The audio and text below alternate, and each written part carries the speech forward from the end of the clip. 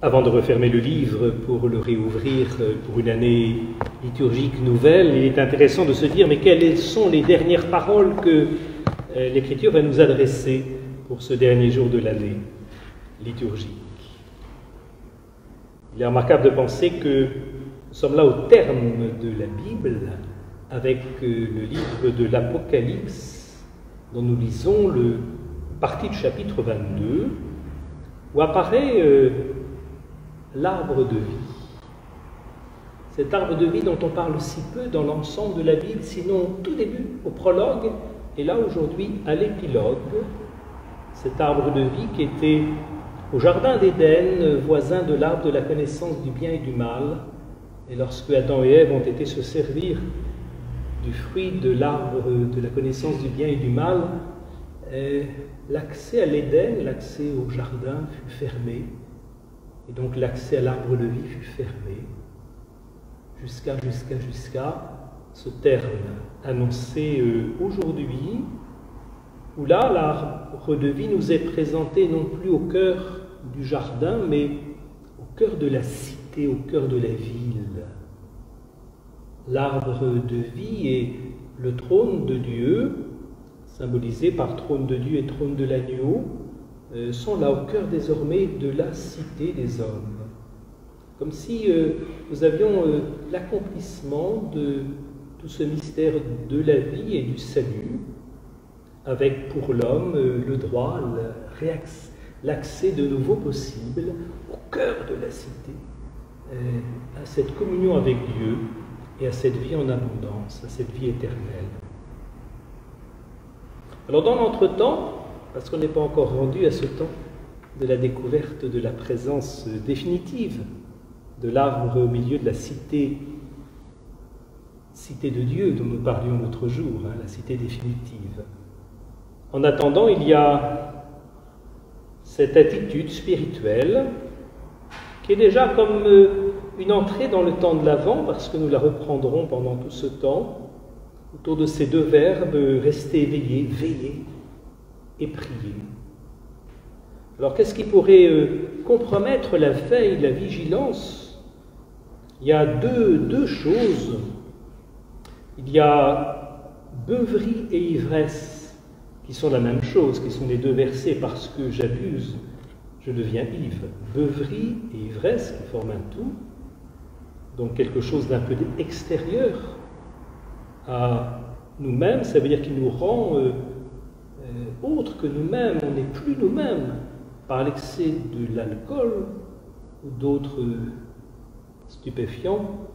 L'homme perd son identité, il n'est plus lui-même. Mais il y a une autre forme qui peut nous aliéner, qui fait qu'on n'est plus vraiment nous-mêmes, c'est de se laisser prendre par les soucis de la vie, d'être complètement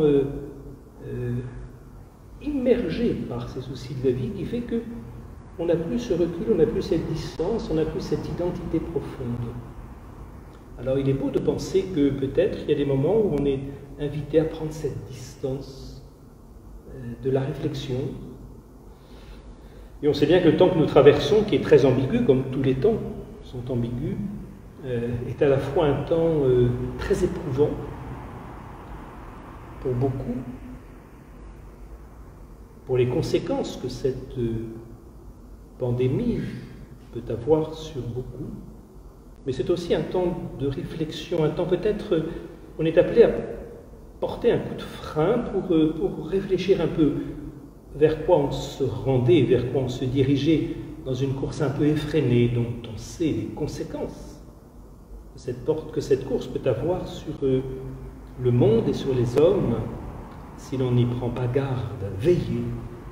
Ne soyez pas pris par une course, prenez ce temps de vous dire vers où courons-nous et quelles en sont les conséquences.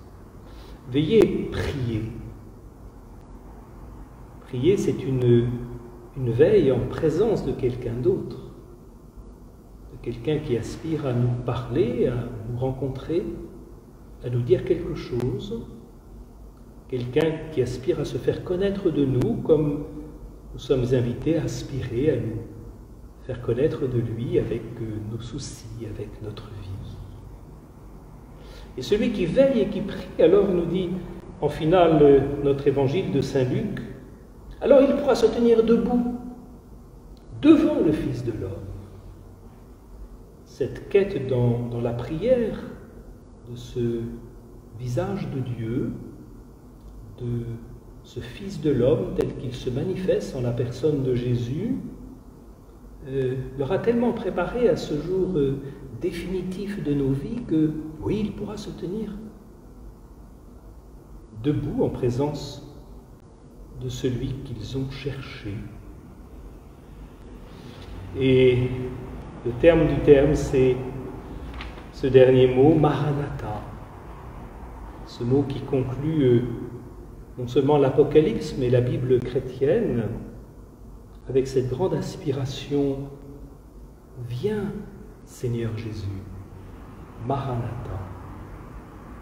Ce mot qui conclut l'année liturgique est aussi celui qui va soutenir ce temps de l'Avent dans lequel nous entrons ce soir.